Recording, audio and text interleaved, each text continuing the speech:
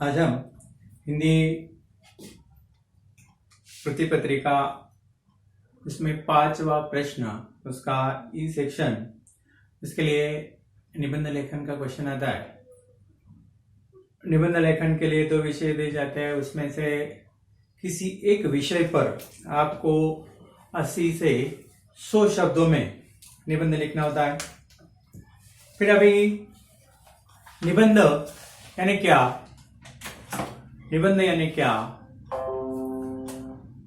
किसी विषय पर अपने विचार, कोई एक टॉपिक, कोई एक विषय आपको दिया जाता है, उस विषय पर अपने विचार, अपने जो कुछ भी विचार है, अपनी कल्पनाओं, अपने अनुभव, विचार, कल्पना, अनुभव तथा जो भी जानकारी आपको प्राप्त है, जो भी मालूमात आपको है, जो भी जानकारी आपको प्राप्त है, उसको क्रमबद्ध सीक्वेंस से परिच्छेद के रूप में विशिष्ट शैली में लिखना। फिर से दोहरा रहा हूं, अपने विचार, अपनी कल्पनाएं, अपने अनुभव या आपको जो कुछ भी नॉलेज, ज्ञान प्राप्त है, उन सबको आप क्रमबद्ध परिच्छेद के रूप में विशिष्ट शैली में लिखना, इसे कहते हैं निबंध लेखन। इसे कहते हैं निबंध लेखन। फिर निबंध लेखन या अच्छा निबंध कैसा हो? जैसे फूलों की माला होती है, आपको पता है फूलों की माला होती है। फूलों की माला में अलग अलग तरह के फूल होते हैं, अलग अलग तरह के फूल होते हैं। लाल है, येलो है, व्हाइट है, जो भी कलर है, कलर के फूल होते हैं। लेकिन वो एक साथ तो नहीं होते। जो माला बुनने वाला जो माली है, वो जो फूल है उसे ठीक से उसे अरेंज करता है। यहाँ पर लाल रंग के फूल, यहाँ पर पीले रंग के फूल, यहाँ पर व्हाइट कलर, इस तरह से वो ठीक से उन फूलों को गूंथता है, उस माला में वह गूंथता है। बीचों बीच पन्ने डालता है, बीच में ही चमकी डालता है, पेड़ के पत्ते होते हैं ना, वो पत्ते डालता है। इस तरह से वो पूरे फूलों को, पत्तों को, अलग अलग रंग के फूल, अलग अलग पत्ते, चमकी, जो कुछ भी है, सबको एक धागे में पिरोता है, एक धागे में पिरोता है और बहुत ही सुंदर हार आपको देता है। उसी तरह जब मैंने डेफिनेशन बताई, परिभाषा बताई कि क्या क्या बताया, आपकी विचार, आपकी कल्पना, आपका अनुभव तथा आपको जो कुछ भी जानकारी है, प्राप्त जानकारी है, उनको क्रमबद्ध तरीके से परिच्छेद के रूप में एकत्रित करना, एक विशिष्ट शैली में लिखना, उसे कहते हैं निबंध। अभी निबंध के 5 प्रकार है। निबंध के 5 प्रकार है। पहला तो यह है निबंध। निबंध के 5 भेद। पहला वर्णनात्मक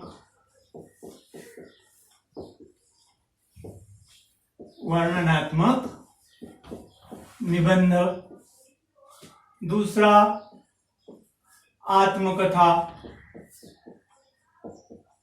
आत्मकथात्मक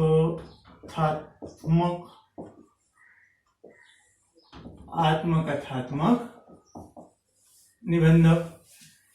आत्मकथात्मक निबंध। तीसरा जो प्रकार है कल्पनात्मक निबंध।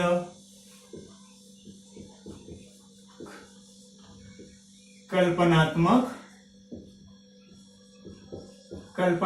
निबंध। चौथा जो प्रकार है विचारात्मक निबंध। विचारात्मक निबंध। और 5वां जो है चरित्रात्मक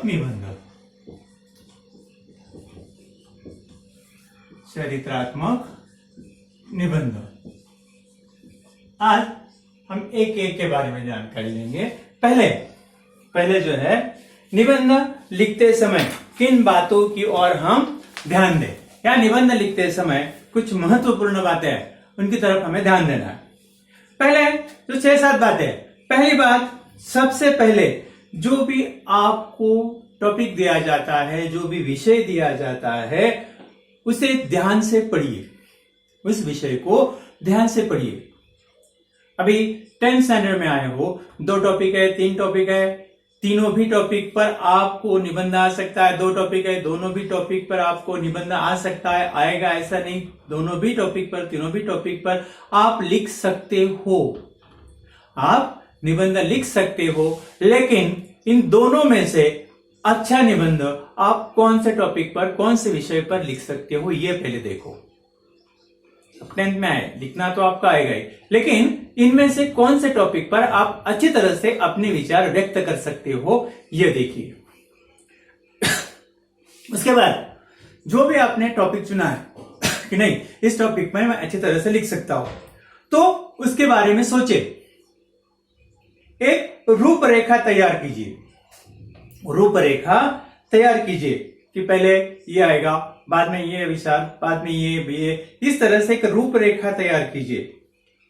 इस रूपरेखा पर आपकी निबंध की जो लंबाई है उसका अंदाज लगाया जा सकता है। हाँ, इतने विचारों के लिए इतना निबंध आ सकता है। यदि वह अधिक लंबा जान पड़े, इतने विचार मुझे इस निबंध में लिखने हैं, इतने मुद्दे इसमें लेने हैं, तो आपको लग रहा बहुत बड़ा हो रहा, तो कुछ मुद्दे वहां से निकाल दीजिए। पहली बात क्या है, आपको निबंध पर रूपरेखा तैयार करनी है, रूपरेखा तैयार करनी है। दूसरा, निबंध का प्रारंभ, निबंध का प्रारंभ, क्योंकि निबंध में प्रारंभ, मध्य और अंत तीनों भी बहुत महत्वपूर्ण है। तीनों भी बातें बहुत महत्वपूर्ण है। उसमें पहले है प्रारंभ, निबंध का प्रारंभ। निबंध का प्रारंभ आकर्षक हो, स्वाभाविक हो, नेचुरल, कहीं खींचतानी करके इधर से उधर से खींचकर उसे स्टार्ट न करे। उसका प्रारंभ ऐसा खींचातानी करके न लाए, वो स्वाभाविक होना चाहिए, आकर्षक होना चाहिए। अभी निबंध की शुरुआत करते समय हम 2-3 तरीके से कर सकते हैं, 2-3 तरीके से कर सकते हैं। पहले एक बात, तो जो भी आपको विषय दिया गया है उस विषय की परिभाषा देकर, उस विषय की परिभाषा देकर, परिभाषा मीन्स क्या, डेफिनेशन। मेरा प्यारा नेता, अभी नेता मीन्स क्या, नेता की डेफिनेशन देनी है। विज्ञान शाप या वरदान, विज्ञान यानी क्या, इसकी परिभाषा देनी है। इस तरह से आप उसी टॉपिक, मुद्दा, जो कुछ भी दिया आपको विषय, उसकी परिभाषा देकर। दूसरा जो है इंसिडेंट, प्रसंग। कोई एक प्रसंग हुआ और आपको लगा कि वह कोई बुक आपके साथ बात कर रही है, अभी पढ़ी किताब की आत्मकथा, मुरझाए फूल की आत्मकथा, तो वो फूल आपसे बात क्यों करने लगा, कोई इंसिडेंट हुआ, कोई घटना हुई, तब जाकर उसे आपसे बात करने की प्रेरणा हुई और तब जाकर वो फूल आपको बात करने लगा, आपसे बात करने लगा। इस तरह से प्रसंग देकर, कोई एक प्रसंग देकर। पढ़ी किताब की आत्मकथा है, मई का महीना था, एग्जाम हो गई, मेरी परीक्षा है जो खत्म हो गई। परीक्षा खत्म होने के बाद माँ ने कहा कि जो कुछ भी है आपकी किताबें, जो किताबें नहीं लगती है वो साइड में निकाल के रख दो, जो लगती है उन्हें अलग निकाल के रखो। उस तरह से मैंने कबर्ड खोला, उसमें से किताबें निकालना शुरू किया। कमरे में कोई नहीं था, मैं अकेला था। वही कैसी आवाज आने लगी, मैंने इधर उधर देखा, वहां पे कोई नहीं था। फिर मैंने दोबारा पूछा, तुम कौन हो? वहां से आवाज आई, मैं तुम्हारी हिंदी की किताब बोल रही हूँ, मराठी की किताब बोल रही हूँ। इस तरह से फिर वह आपसे बात करने लगी। इस तरह से आपको प्रसंग देकर, इंसिडेंट देकर उसकी शुरुआत करनी है। तीसरा तरीका है, कोई कहावत हो, कोई मुहावरा हो, हाथ कंगनी को अरसी की हो या मुहावरा हो, तो इसी तरह से आप उससे शुरुआत कर सकते हो। कई कविता की पंक्तियां देकर शुरुआत कर सकते हो, कई बार कविता की पंक्तियां देकर शुरुआत कर सकते हो। कहीं पर जो हमारे ग्रेट लीडर्स है, नेता है, उनके वाक्य है। लोकमान्य तिलक, स्वराज मेरा जन्म सिद्धक है, लाल बहादुर शास्त्री, जय जवान जय किसान, इसके जरिए भी आप शुरुआत कर सकते हो। कहीं पर देशभक्ति पर गीतों की पंक्तियां देकर आप शुरुआत कर सकते हो, देशभक्ति पर गीतों की पंक्तियां देकर। तो इस तरह से आप निबंध की शुरुआत जो है प्रारंभ जो है एक 3-4 तरीकों से कर सकते हो। जो भी टॉपिक है, जैसा भी टॉपिक है, उस तरह से आप शुरुआत कर सकते हो। उसके बाद तीसरा भाग जो है, पहला हमने देखा प्रारंभ कैसे करना है। नेक्स्ट, जो भी निबंध का मध्य भाग जो है वो भी इंपॉर्टेंट है। उस भाग जो है, मध्य भाग में जो मुद्दे हैं वह ढंग से एक साथ रखिए। उसके छोटे छोटे पैराग्राफ कीजिए। प्रस्तुत एक पैराग्राफ में एक ही विचार हो, या जो भी आपका टॉपिक है उसे पूरा वहां खत्म करे, दूसरे पैराग्राफ में न ले जाए। वह जो है, या एक पैराग्राफ में 2 मुद्दे आते हैं, वो आप उसे खत्म कीजिए, फिर तीसरे विचार के लिए नेक्स्ट परिच्छेद आप कर सकते हो। इस तरह से प्रस्तुत विचार जो है स्पष्ट रूप से हो, उलझे हुए न हो। इसी तरह से आप एक एक मुद्दा वहां पर लिख सकते हो। तीसरी बात जो है बहुत ही इंपॉर्टेंट है, बहुत से लोगों को विषयांतर करने की आदत होती है। विषयांतर मीन्स आपको टॉपिक क्या दिया गया है और आप लिख क्या रहे हो। टॉपिक अलग होता है, आप लिखते अलग जा रहे हैं।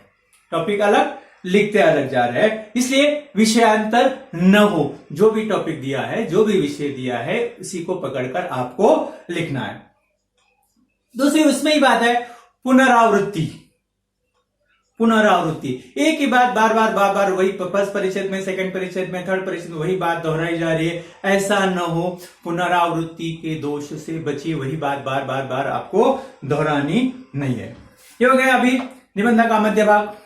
उसके बाद निबंध का अंत आकर्षक हो, संक्षिप्त हो, भावपूर्ण हो, और आखिर में जो निबंध लिखने वाला है उसके विचार वहां पर प्रस्तुत होने चाहिए। इस टॉपिक को लेकर, इस विषय को लेकर मुझे ऐसा लगता है। तो इस तरह से आपको वह लिखना है। उसके बाद निबंध के अलग अलग मुद्दों के लिए अलग अलग परिच्छेद होना चाहिए। एक परिच्छेद में आप 2 मुद्दे लिख सकते हो। उसके बाद निबंध की भाषा सरल, सीधी सादी बोलचाल की भाषा हो। उस निबंध में अलंकार, मुहावरे, कहावतें, तुलना आदि का प्रयोग कर सकते हैं। इसका प्रयोग करने से आपके निबंध का सौंदर्य बढ़ाया जा सकता है। इन शब्दों का, इन कहावतों का, मुहावरों का, अलंकारों का प्रयोग करके आपके निबंध का सौंदर्य बढ़ाया जा सकता है। लेकिन इसका प्रयोग उचित स्थान पर किया जाए।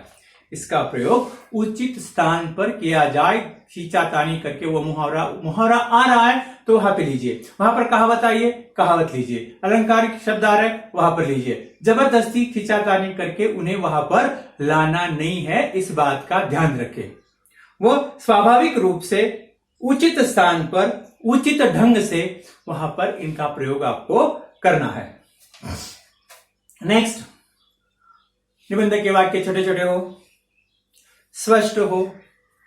आपके विचार जो है स्पष्ट रूप से होने चाहिए, अर्थपूर्ण होने चाहिए। मीनिंगलेस सेंटेंस वहां पर नहीं, अर्थपूर्ण वाक्य होने चाहिए।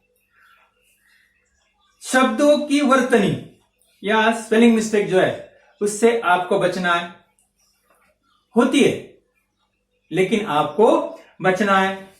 उसके बाद यथावकाश विराम चिन्हों की ओर ध्यान दे। विराम चिन्हों की ओर ध्यान दे। जहां पर फुल स्टॉप है, फुल स्टॉप क्या कहते हैं आप, खड़ी पाई दीजिए। जहां पर क्वेश्चन मार्क है, क्वेश्चन मार्क दीजिए। जहां पर स्वल्प विराम है, अल्प विराम है। इसी तरह विराम चिन्हों का प्रयोग करना बहुत जरूरी है। भाषा का व्याकरण जो है वो शुद्ध होना चाहिए। लिंग, वचन, इनका ध्यान आपको रखना है। इसके बाद लेखन शैली विषय के अनुरूप सरल हो। जो भी आपको टॉपिक दिया है उसी के अनुसार आपको लिखना है। इस तरह के 7 मुद्दे जो है, इसे निबंध लिखते समय इन पर आपको विचार करना है और बाद में आपको निबंध लिखना है। अभी एक एक विषय पर हम बात करेंगे। पहला जो है वर्णनात्मक निबंध। कौन सा है पहला? वर्णनात्मक निबंध। अभी एक एग्जांपल देखते हैं वर्णनात्मक निबंध में। अभी आपको टॉपिक वहां पर दिया गया है भारत देश महान या मेरा भारत। मैंने अभी कहा कि देशभक्ति पर गीतों की पंक्तियां देकर आप शुरुआत कर सकते हो। उसी तरह पेट्रोटिक सॉन्ग है, सारे जहां से अच्छा हिंदुस्तां हमारा, हम बुलबुले है इसकी, ये गुलसिता हमारा। या क्या करना है, यहाँ पर ये जो पंक्तियां है, ये पंक्तियां इनोटेड कॉमा, डबल इनोटेड कॉमा में लिखनी है, लास्ट में फुल स्टॉप देना है। यानी स्टार्ट इन देशभक्ति पर गीतों की पंक्तियों से आपने की है। फिर से दोहरा रहा हूं, जहां से सारे जहां से अच्छा हिंदुस्तां हमारा एक लाइन, हम बुलबुले है इसकी, ये गुलिस्ता हमारा खड़ी पाई सेकेंड लाइन। फिर आपको लिखना है, स्टार्ट करना निबंध। कितना सुंदर वर्णन किया है हमारे भारत देश का। सचमुच हमारा भारत देश सारे जहां से अच्छा और बहुत ही सुंदर है। हमारा देश कभी सोने की चिड़िया हुआ करता था। सोने की चिड़िया, यह जो विशेषण है, यह सिर्फ धन दौलत से संबंधित नहीं है। सोना में धन दौलत से नहीं है, ये जो विशेषण लगाया भारत देश के लिए, यह जो है सोना धन से संबंधित नहीं है, बल्कि उसका व्यापक अर्थ है, बल्कि उसका अर्थ व्यापक है। भारत की प्रकृति की बात ही कुछ और है। प्रकृति मीन्स नेचर।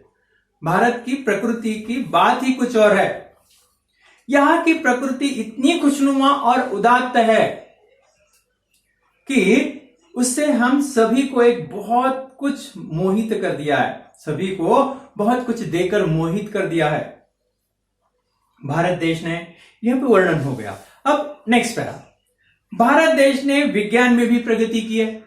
भारत देश ने विज्ञान में भी प्रगति की है। शल्य शास्त्र भारत में ही सर्वप्रथम विकसित हुआ। भारत ने पूरे विश्व को संगीत की अनमोल देन दी है। भारत ने पूरे विश्व को संगीत की अनमोल देन दी है। भारत देश शिक्षा का प्रमुख केंद्र है। भारत देश शिक्षा का प्रमुख केंद्र है। देश विदेश से कई छात्र नालंदा, तक्षशिला जैसे विश्वविद्यालयों में आकर ज्ञानार्जन करते थे। ज्ञानार्जन करना, ज्ञान प्राप्त करना। तो नालंदा, तक्षशिला जैसे विश्वविद्यालय यहां पर थे, हमारे यहां पर, उसमें आकर ज्ञानार्जन करते थे। भारत की स्थापत्य कला की अपनी विशेषता रही है। भारत की स्थापत्य कला की अपनी विशेषता रही है। विशालकाय गुफाएं, केव्स, पता है ना आपको, विशेषता विशालकाय गुफाओं में निर्मित हमारी कला संस्कृति विशेष इसकी पहचान है। गुफाओं में जो कला संस्कृति है उसकी विशेष पहचान है। यहां की चित्र शैली अद्भुत थी, अनोखी थी।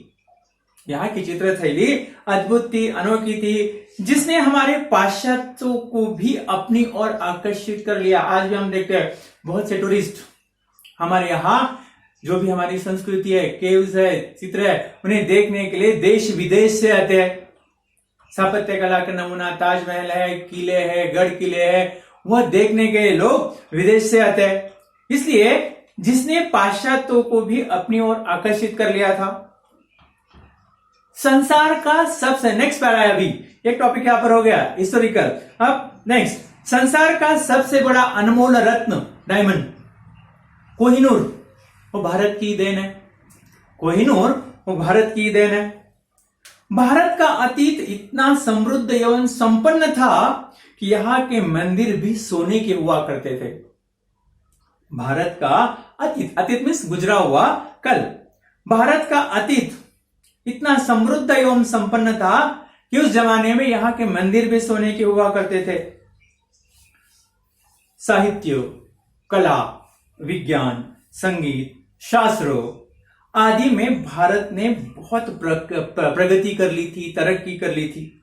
इसी कारण भारतीय संस्कृति का अनुकरण संपूर्ण विश्व में हुआ था, या भारतीय संस्कृति का अनुकरण संपूर्ण विश्व ने किया था। नेक्स्ट टॉपिक है अभी यहां पर वेद। वेद पता है, चतुर्वेद, वेद, रामायण, महाभारत, गीता, ये जो काव्य है यह भारत में ही लिखे गए। ये काव्य भारत में ही लिखे गए। भारत में राम, कृष्ण, गौतम बुद्ध, वर्तमान महावीर आदि महापुरुषों का जन्म हुआ। आदि महापुरुषों का जन्म हुआ और उन्होंने समस्त संसार को प्रेम, दया, सत्य, शील, अहिंसा, करुणा, मानवता, शांति आदि मानवीय गुणों का पाठ पढ़ाया। आदि मानवीय गुणों का पाठ पढ़ाया। यहां पर महाराणा प्रताप, श्री शिवाजी महाराज, भगत सिंह, सुभाष चंद्र बोस आदि वीर योद्धाओं का हमारा देश है। इस योद्धाओं ने इन्हीं भारत में जन्म लिया है। यहां पर ज्ञानेश्वर, तुकाराम, कबीर जी, तुलसीदास, मीराबाई, रविंद्रनाथ टैगोर, प्रेमचंद जैसे साहित्यकारों ने जन्म लिया है। इन साहित्यकारों का जन्म भी हमारे भारत में ही हुआ है और इनके साहित्य ने संपूर्ण विश्व को, इनका साहित्य है संपूर्ण विश्व में परिचित है। यहां इन साहित्य से पूरा विश्व परिचित है। दूसरी महत्वपूर्ण बात, 0 से लेकर 10 तक अंकों का ज्ञान भारत ने ही दुनिया को करवाया। इन सब बातों का ज्ञान किसने? भारत ने ही दुनिया को करवाया। 0 से लेकर 10 तक के अंकों का ज्ञान भारत ने ही दुनिया को करवाया। अंत में सिर्फ मैं इतना कहूंगा, फिर से वहां पर कविता की पंक्तियां है, फिर से वहां पर कविता की पंक्तियां है। जिसकी सुहानी सुबह होती है, होती सुनहरी शाम। जिसकी सुनहरी सुबह होती है, जिसकी सुनहरी शाम, वीर बहादुर जन्मे थे, वीर बहादुर जन्मे थे जिसमें, वे मेरा भारत है महान। वीर बहादुर जन्मे थे, वे मेरा भारत देश है महान। ये हुआ वर्णनात्मक निबंध जिसमें भारत देश का वर्णन किया है। दूसरा हम देखते हैं, नदी किनारे 2 घंटे। नदी किनारे का वर्णन है। नदी किनारे 2 घंटे।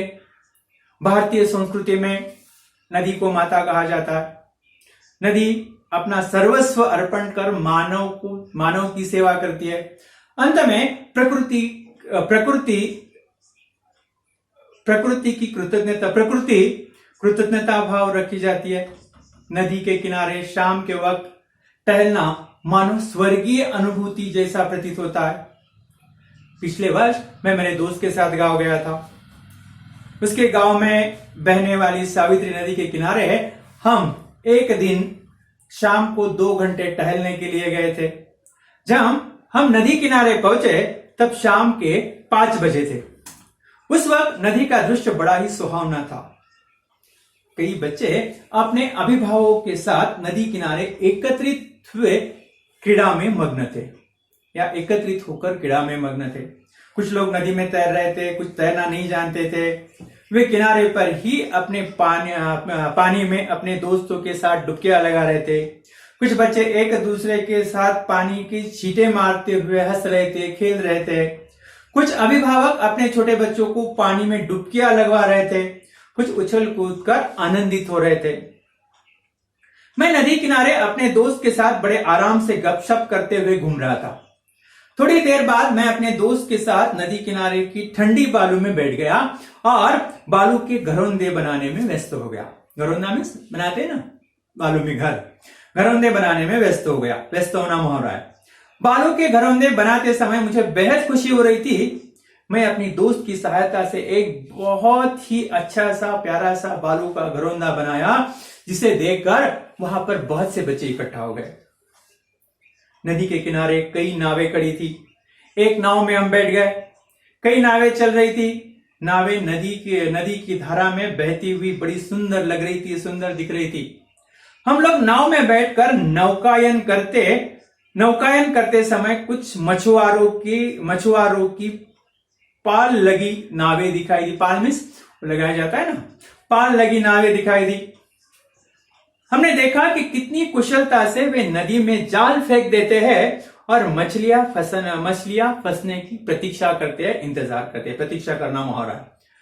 नौकायन करते समय हमें बहुत मजा आया, लेकिन 50 मिनट देकर केवल 50 रुपए देकर हमने उसका शुक्रिया अदा किया। फिर हमने नदी किनारे बैठे हुए एक तरबूज वाले से एक तरबूज खरीदा और वहीं पर बैठे बैठे तरबूज का बेजोड़ रस, उसका स्वाद लिया। सचमुच नदी किनारे घूमते समय 2 घंटे कैसे बीत गए इसका हमें पता ही नहीं चला।